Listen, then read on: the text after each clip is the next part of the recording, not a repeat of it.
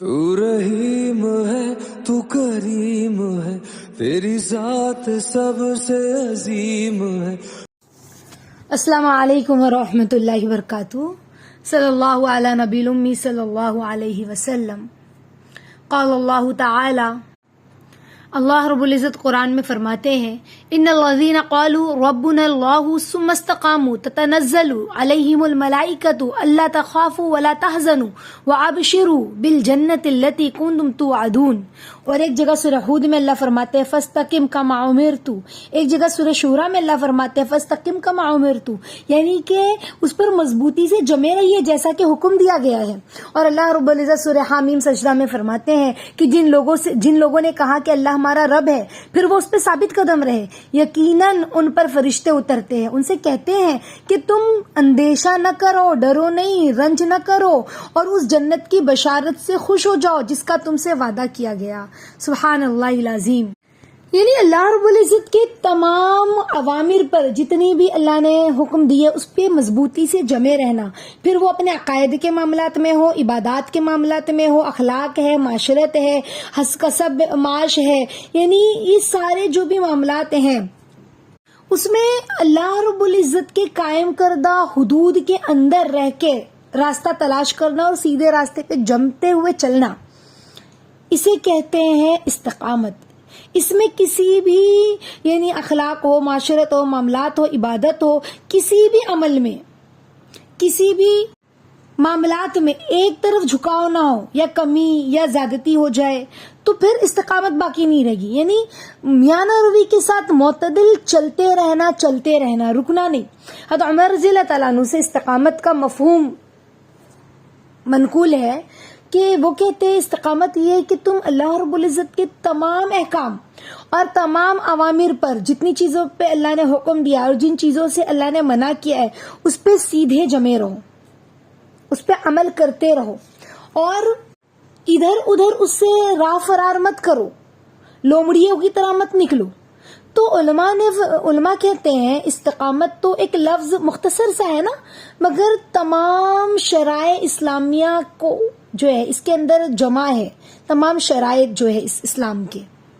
اسی لیے دیکھیں اللہ کے نبی صلی اللہ علیہ وسلم سے جب حضرت سفیان بن عبداللہ رضی اللہ تعالیٰ عنہ نے سوال کیا کہ یا رسول اللہ مجھے اسلام کی ایک جامع بات بتلا دیجئے جس کے بعد مجھے کسی اور سے کچھ پوچھنے کی ضرورت ہی نہ پڑے، تو آپ صلی اللہ علیہ وسلم نے کیا فرمایا؟ قل آمنت باللہ ثم استقم، یعنی کہو ایمان لایا تو اللہ پر اور اس پر پھر مضبوطی سے جمے رہو۔ تم یہ کہو کہ میں اللہ پر ایمان لایا ہوں، پھر اس پر تم مضبوطی سے جمے رہو، یہاں وہاں مت جاؤ۔ یعنی ایمان کے تقاضے پر عمل کرنا، نیک عمل کرنا، اس پہ مضبوطی سے جمے رہنا، دنیا کے فائدے کی وجہ سے یا اپنی خواہش کی وجہ سے، اس کی اتباع کرنے کی وجہ سے، یا کوئی تکلیف یا مشقت آ رہی ہے تو پھر ہم سوچ رہے کہ چھوڑو جانے دو، اب ہم اس پہ نہیں جمے رہیں گے، ہم وہ فلاں کام کر لیتے ہیں، تو یہ کمزوری ہے ایمان کی۔ کسی پریشانی یا ماحول کی رعایت میں اللہ کے حکم سے غافل ہو کر اسے چھوڑ دینا، یہ ایمان والا ایسا نہیں ہوتا، استقامت کے ساتھ جمع ہوتا ہے۔ دیکھیں نا، ماحول اور رسم و رواج کی وجہ سے احکام الہی پر غفلت عام ہے۔ ہر گھروں میں اگر ہم دیکھیں، یہ سبھی کے گھر میں، کیا دیندار کیا بے دین گھر، آج لوگوں نے استقامت کے مفہوم کو نہیں سمجھا۔ شادی بیاہ کا موقع ہے، رسم و رواج کا گناہ اختیار کر رہے ہیں کہ شادی روز روز تھوڑی نہ ہوتی ہے، پھر اس میں رسم و رواج، تو اس طرح سے بہت ساری چیزیں تجارت کے تعلق سے بھی بے احتیاطی برتی جا رہی ہے۔ آج دین پر استقامت سے بندہ قائم نہیں ہے۔ عورتوں کی بے پردگی دیکھ لیں، یہ سب جو ہے، یعنی اگر ہم پردہ تو کر رہے ہیں لیکن شادی بیاہ کے موقع پر کہیں گھومنے کے لیے گئے ہیں تو وہاں پر ہمارا پردہ ہی غائب ہو گیا۔ یعنی استقامت کیا ہے؟ کبھی تم نے یہاں پردہ کیا، یہاں نہیں کیا۔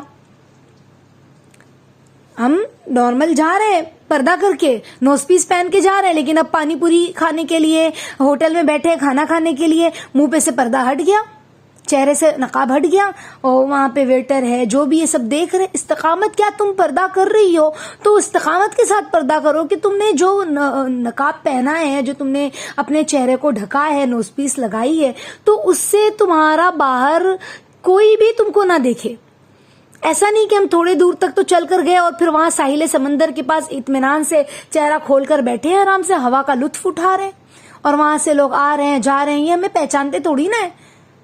تو استقامت، ہر چیز میں استقامت، یہ تو میں نے آپ کو اگزامپل دی ہے۔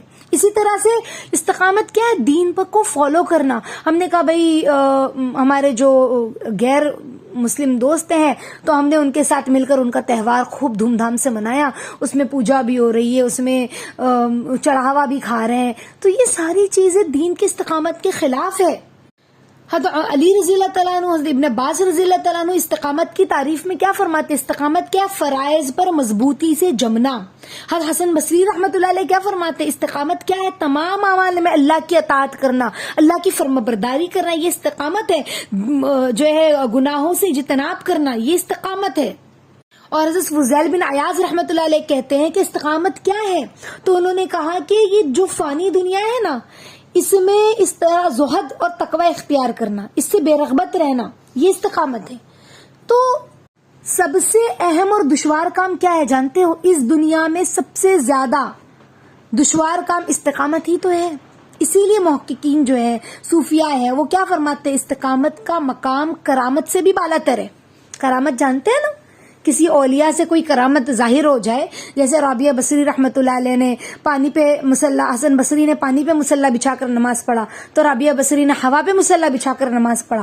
تو کچھ اللہ والوں سے اللہ کوئی کرامت ظاہر کر دیتے ہیں، ان کی وہ اللہ والے ہوتے ہیں۔ تو کہا کہ کوئی انسان اگر استقامت کے ساتھ دین کے کسی بھی عمل کو فالو کرتا ہے، جو شخص دین کے کام میں استقامت لیے ہوئے ہوتا ہے، پھر اگر وہ عمر بھر بھی اس سے کوئی کرامت صادر نہیں بھی ہوئی، کوئی کرامت والا کام اس سے ظاہر نہیں بھی ہوا کہ جسے سمجھ میں آئے کہ بھئی یہ اولیاء اللہ دیکھو ان کے ساتھ یہ کرامت ہوئی، کوئی کرامت ظاہر نہیں ہوئی ہے، لیکن وہ دین کو مستقیم طریقے سے فالو کر رہا ہے، تو کہا کہ وہ اعلیٰ درجے کا ولی ہے۔ کتنی بڑی بات ہے، سمجھ گئے؟ اعلیٰ درجے کا ولی ہے۔ تو استقامت کا جو حکم ہے، اللہ کے نبی صلی اللہ علیہ وسلم فرماتے ہیں، حدیث میں آتا ہے، استقامت اختیار کرو اور لوگوں کے ساتھ اچھا سلوک کرو، اچھا برتاؤ کرو۔ یہ کوئی کسی نظریے سے تعلق رکھتا ہے، ان کے ساتھ بیٹھے تو ہم نے اسی نظریے کی بات کی، کوئی کسی نظریے سے تعلق رکھتا ہے، ان کے ساتھ بیٹھے تو ہم نے اسی نظریے کی بات کی۔ نہیں، جو قرآن و حدیث کہتا ہے، جو اللہ کہتے ہیں، ہمیں اس کو فالو کرنا ہے۔ سمجھ رہے؟ کسی نے سفیان بن عبداللہ رضی اللہ تعالیٰ عنہ سے پوچھا کہ سفیان بن عبداللہ رضی اللہ تعالیٰ عنہ نے جو ہے وہ اللہ کے نبی صلی اللہ علیہ وسلم سے پوچھا کہ اسلام کے بارے میں مجھے ایسی نصیحت فرمائیے کہ اس کے بعد مجھے پوچھنے کی ضرورت ہی نہ پیش آئے۔ تو اللہ کے نبی نے کیا فرمایا؟ ایمان کا اقرار کرو، پھر اس پہ مضبوطی سے جمے رہو، کسی دنیاوی نقصان یا غفلت سے اسے کبھی نہ چھوڑو، یہ استقامت ہے۔ سمجھ رہے استقامت کیا ہے؟ عثمان بن حاضر جو ہے وہ ایک مرتبہ وہ کہتے ہیں کہ وہ حضرت ابن عباس رضی اللہ تعالیٰ عنہ کی خدمت میں گئے اور انہوں نے ان سے کہا کہ مجھے نصیحت کر دیجیے۔ تو انہوں نے کیا کہا؟ خدا کا خوف، اس کے حکم پر مطلب استقامت کے ساتھ لازم طریقے سے قائم رہو، خدا کا جو خوف ہے اس پہ استقامت لازم ہے، اس طرح سے انہیں نصیحت کی۔ تو جس کے اندر استقامت ہوگی نا، یعنی پھر وہ کوئی بھی مقصد کو لے کے چلتا ہے استقامت کے ساتھ، اللہ کے دین کو، تو اس کو فالو کرتا چلے۔ جو حق راستہ ہے، جو سچا راستہ ہے، وہ کسی سے ڈرے نہ یا دنیاوی فائدے کی وجہ سے اسے چھوڑ نہ دے۔ یعنی جس بات کو حق سمجھا جائے اس پر قائم رہنا، مشکلیں پیش آئے گی، مخالفتیں بھی ہوگی، ستایا بھی جائے گا، ہر خطرے کو برداشت کرنا پڑے گا، مگر حق سے منہ نہ پھیرا جائے اور اس راستے پہ ثابت قدمی سے چلا جائے۔ حق کی راہ میں مشکلات کا پیش آنا اور اس میں مردان خدا کی استقامت کی آزمائش، یہ اللہ تعالیٰ کا اصول ہے جو ہمیشہ قائم رہا ہے اور قائم رہے گا، اور جب تک اس میں کوئی شخص یا کوئی قوم پوری نہیں اترتی نا، کامیابی کا منہ نہیں دیکھ سکتی۔ اللہ کے نبی صلی اللہ علیہ وسلم کے پاس اللہ کے نبی کے چچا نے نہیں کہا، ابو طالب نے، کہ بیٹا جب سرداروں نے آ کر کہا کہ آپ اپنے بھتیجے کو سمجھائیے، تو اللہ کے نبی صلی اللہ علیہ وسلم سے کہا کہ بیٹا اب میں تو بوڑھا ہو چکا ہوں اور اس طرح سے یہ لوگ کہہ رہے ہیں۔ تو اللہ کے نبی صلی اللہ علیہ وسلم کو لگا کہ اب میرے چچا بھی لگتا ہے میرا ساتھ نہیں دیں گے، تھک گئے ہیں وہ۔ تو اللہ کے نبی صلی اللہ علیہ وسلم نے اپنے چچا سے کیا کہا؟ اب آپ کہو کہ وہ تو نبی تھے، بے شک وہ نبی تھے، لیکن انہوں نے ہمیں بتلایا کہ استقامت کیا ہوتی ہے۔ اپنے راستے پر کیسے مضبوطی سے جمے رہنا کیا چیز ہے. انہوں نے اپنے چچا سے کہا چچا اگر دائیں ہاتھ میں میرے سورج اور بائیں ہاتھ میں چاند بھی دے دیا جائے نا تب بھی, اور اگرچہ میری جان ہی چلی جائے تب بھی میں اس راستے سے نہیں ہٹوں گا. مطلب کیا ہے؟ مطلب یہ کہ دین اور شریعت اور اس کے احکام پر, اس کے امر پر, اس کی نواہی پر اس طرح قائم اور مضبوطی سے بندہ جم جائے نا کہ مشکلات بھی آئے, مصائب بھی آئے, دوستوں دشمنوں کی مخالفت, یہاں تک کہ کوئی نہ کوئی چیز رکاوٹ آتی ہی ہے اور وہ رکاوٹ اسے ڈگمگائے نہ, اسے روک نہ سکے. ہر رکاوٹ کو, ہر مخالف فضاؤں کو وہ برداشت کرتا ہوا آگے بڑھتا چلے جائے, آگے بڑھتا چلا جائے. یہی تو مطلب ہے, یہی تو مفہوم ہے استقامت پر قائم رہنے کا. سمجھ رہے ہیں آپ لوگ؟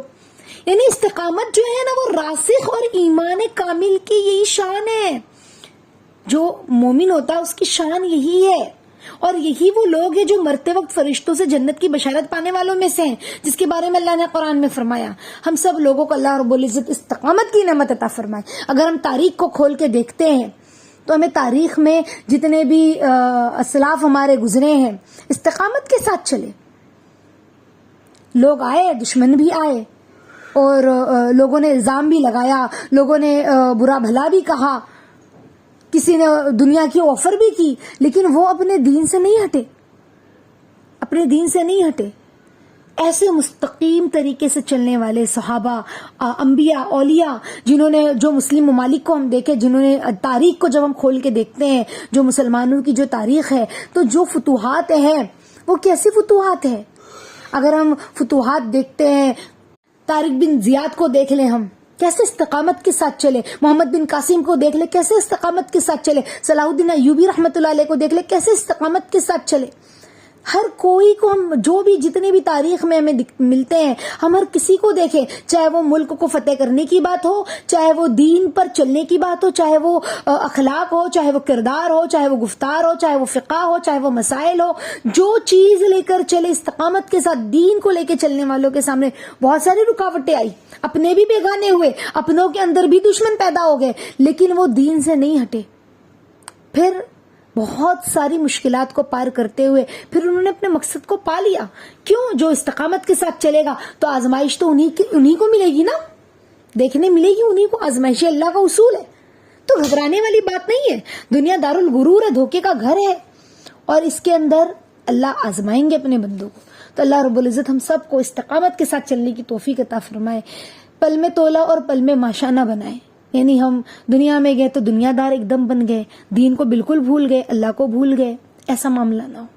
اللہ رب العزت عمل کرنے کی توفیق عطا فرمائے. ہمارے گھر کو, ہمارے ماحول کو مدنی ماحول بنائے. اللہ سے مانگا کرے مدد دعاؤں میں کہ اللہ ہمیں عافیت کے ساتھ